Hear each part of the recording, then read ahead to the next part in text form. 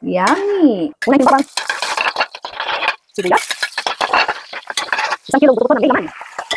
Bisa-bisa muna natin ito hanggang mawala ang kanyang dugo. Lagay ako ng paminta. Patis. Lalagay ko na itong kamatis. Hintayin muna natin lumambot yung kamatis bago o lalagyan ng tubig. Takpan muna natin. Tignan natin ngayon. Ito na, malambot na yung kamatis. Haluin ko muna. Maglalagay na ako ng tubig, mga 8 tasa.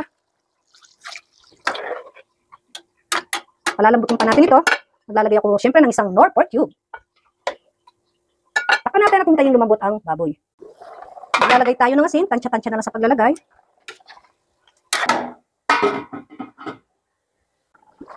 Lalagyan natin ang mga gulay, lumambot yung baboy. Lalagyan mo yung mga sili, maraming sili, mas banus. Niyo. Yan, generous tayo ngayon sa mga gulay. Pechay. Takpan natin. Oh, sarap nito. Maraming gulay.